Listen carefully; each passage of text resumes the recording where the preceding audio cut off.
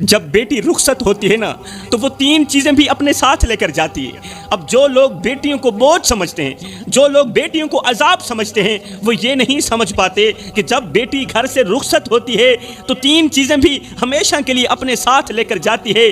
پیچھے ماں باپ روتے رہتے ہیں، ان تین چیزوں کو یاد کرتے رہتے ہیں، مگر ہمیشہ کے لیے محروم ہی رہتے ہیں۔ جانتے ہو وہ تین چیزیں کون سی ہیں؟ او بیٹیوں والو، او بہنوں والو، جانتے ہو وہ تین چیزیں کون سی ہیں کہ پیچھے ماں باپ ان تین چیزوں کو یاد کر کے روتے رہتے ہیں؟ ہاں، فرمایا پہلی چیز گھر کی رونق۔ جی ہاں، جب بیٹی گھر سے رخصت ہوتی ہے نا تو گھر کی رونق بھی ساتھ لے کر جاتی ہے، کیونکہ رونقیں تو بیٹیوں کے ساتھ ہی جڑی ہوئی ہوتی ہیں۔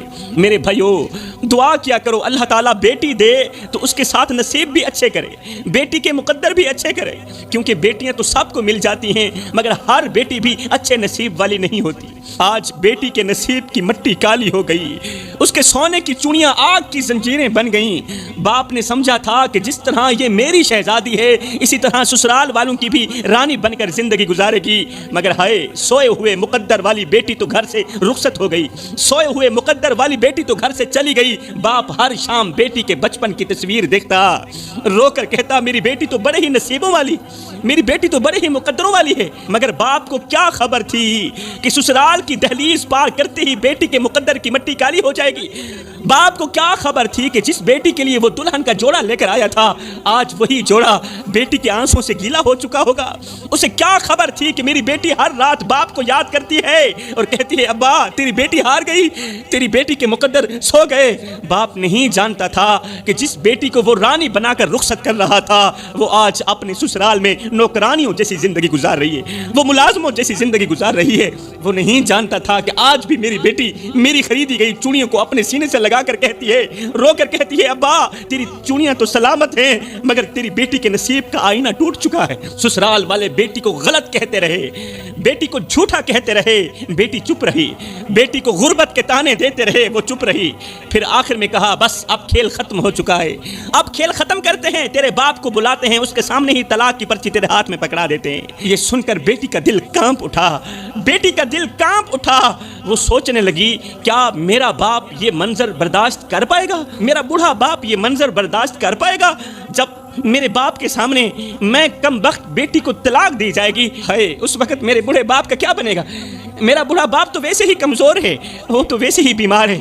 ہے پھر کیا ہوا؟ بیٹی نے کمرہ بند کیا، دل ہی دل میں کہنے لگی اے زمین تو کیوں نہیں پھٹ جاتی، تو کیوں نہیں مجھے اپنے اندر سمو لیتی؟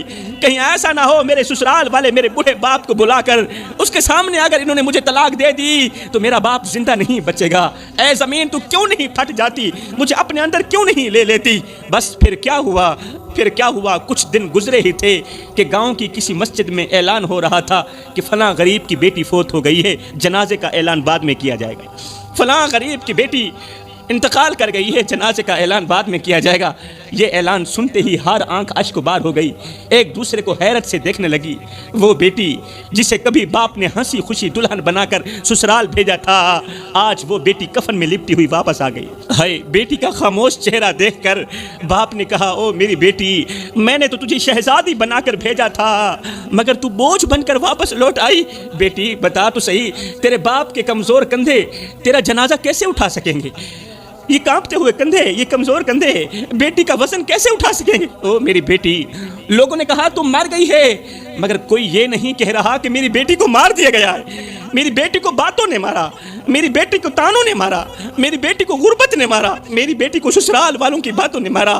ہائے بیٹی مجھے معاف کر دینا، مجھے معاف کر دینا، تیرا باپ زندہ ہوتے ہوئے بھی کچھ نہ کر سکا۔ ہائے جی میں کو آن روایا ہائی ایویں میں مانگوں پل پل روسیں، ایک واری رو کے تھک پوسیں، ول دل دکھسیا ول ول روسیں، انہیں دکھڑے آن مڈیسیا کوئی تو لا کندھیاں کو گل روسیں، بس شاکر فرق میں یاد رہے میں اجرو نہ تو کل روسیں۔ خدا را میرے بھائیو، کسی کی غریب بیٹی کو اتنا مت ستاؤ کہ وہ اللہ کے سامنے تمہارا نام لے کر رو پڑے۔ اگر ایسا ہو گیا تو یاد رکھنا تمہاری ساتوں نسلیں تباہ ہونے میں دیر نہیں لگے گی۔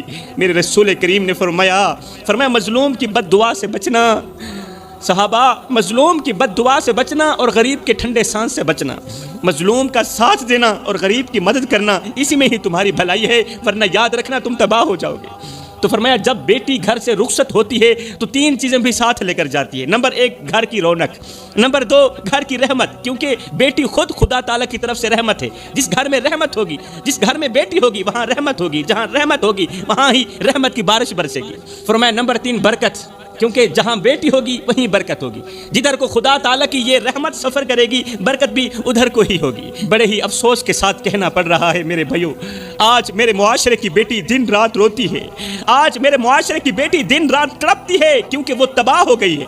وہ لڑکی جس نے جھوٹی محبت کے نام پر اپنی عزت کو داغ لگا دیا, وہ لڑکی جس نے ایک جھوٹے جملے پر اپنا سب کچھ قربان کر دیا. ایک آوارہ لڑکے نے بس اتنا ہی کہا تھا کہ تم مجھے بہت اچھی لگتی ہو اور میں تجھ سے محبت کر بیٹھا ہوں, مجھے تجھ سے محبت ہو گئی ہے. اس ایک جملے نے نہ جانے کتنی بیٹیوں کی عزتیں نیلام کر دی.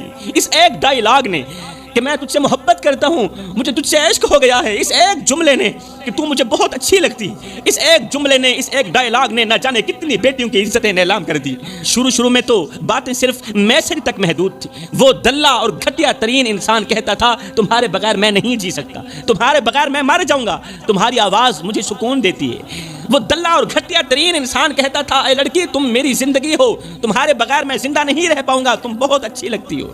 ہائے اس دھوکے باز کا ہر جملہ زہر تھا, مگر یہ لڑکی, یہ بیٹی اس زہر کو محبت کا میٹھا گھونٹ سمجھتی رہی اور تباہ ہو گئی. جب تک میسج پر بات ہوتی رہی تب تک تو کام ٹھیک ہی چل رہا تھا, مگر جب بات واٹس ایپ پر آئی تو محبوب نے کہا ویڈیو کال پر آ جاؤ, میں تمہیں دیکھنا چاہتا ہوں, تمہیں دیکھنے کو دل کر رہا ہے. شادی تو میں نے ہی کرنی ہے نا, اگر تمہیں دیکھ بھی لوں گا تو کیا ہو جائے گا, تم بے فکر رہو, تم میری ہو, آج بھی میری, کل بھی میری, صرف میری ہو.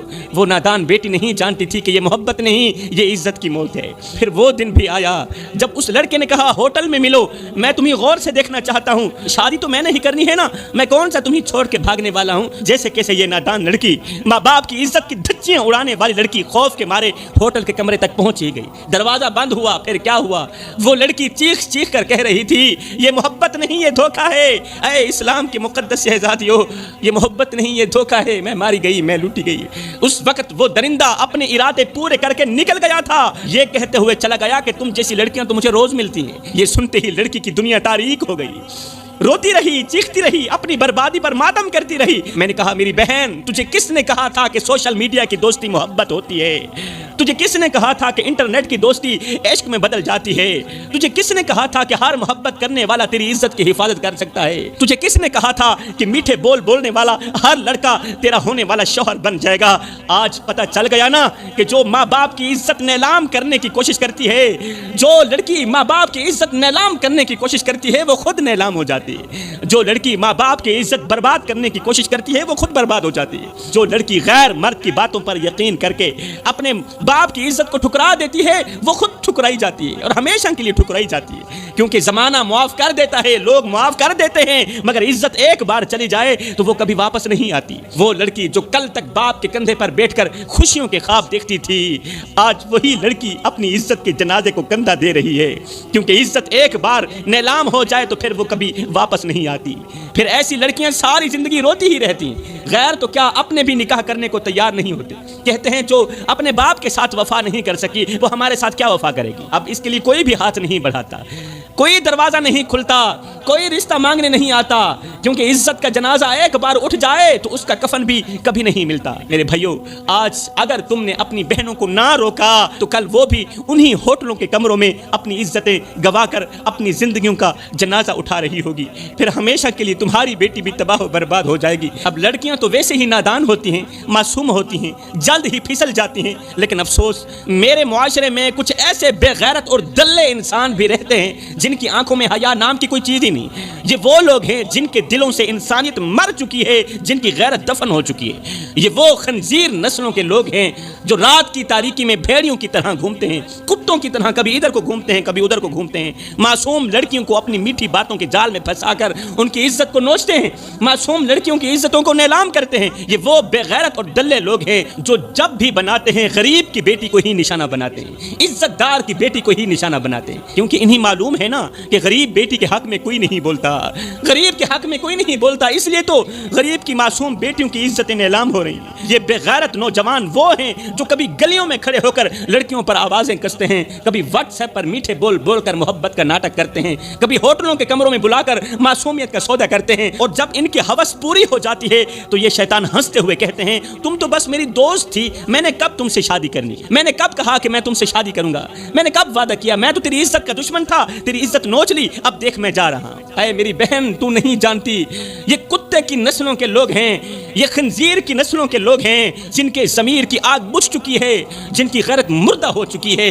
ये वो दरिंदे हैं जो गरीब की बेटियों की इज्जतों पर वार करके खुद को मर्द कहलाते हैं, खुद को मर्द समझते हैं, मगर हकीकत में वो मर्द नहीं है। हकीकत में तो वो बुज़दिल हैं, हकीकत में वो बेगैरत हैं, हकीकत में वो दल्ले हैं, हकीकत में वो शैतान के पुजारी हैं, हकीकत में वो जहन्नुमी हैं। वो मर्द कहाँ हैं? मेरे भाइयों, ऐसे बेगैरतों को पहचानो, ये तुम्हारी इज्जतों के भी कातिल हैं, तुम्हारे रिश्तेदारों की इज्जतों के भी कातिल हैं। इन्हीं रोक लो, वरना कल को तुम्हारी दहलीज पर भी एक उजड़ी हुई बेटी अपनी इज्जत के जनाजे को लेकर खड़ी होगी। ये वो नौजवान हैं जिन्हें आसमान के फरिश्ते लानतें करते हैं, आसमान के फरिश्ते इनको बद्दुआएं देते हैं, लानतें करते हैं, और जहन्नम में इनके लिए बहुत बड़ा अजाब तैयार है। और सुनो, दुनिया में ऐसे नौजवान भी रहते हैं जिन्हें देखकर मेरा अल्लाह मुस्कुराता है, सुभान अल्लाह, वो मुस्कुराहट जो उसकी शान के लायक है। ये बैठे ज़मीन पर होते हैं, ये नौजवान बैठे ज़मीन पर होते हैं, इनका चर्चा अर्श बनी पे हो रहा होता है।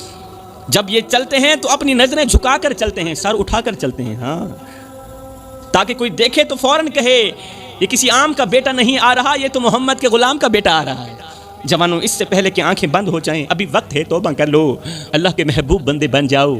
मेरे रसूल करीम ने फरमाया मैं अल्लाह का हबीब हूँ, फिर फरमाया जो जवान जवानी में तौबा करता है वो भी अल्लाह का हबीब बन जाता है। जवानों, आओ ना अल्लाह के हबीब बन जाओ, अल्लाह के दोस्त बन जाओ। जब तुम अपनी सारी ज़िंदगी मालिक के नाम कर दोगे तो फिर वो सारी कायनात तुम्हारे नाम कर देगा। ये ज़िंदगी के लम्हे तुम्हारे और मेरे लिए गनीमत है, इन्हीं लम्हों में कुछ कर लो, इन्हीं लम्हों में कुछ इकट्ठा कर लो, इन्हीं लम्हों में खुदा की याद और मोहब्बत के दिए अपने दिल में जला लो।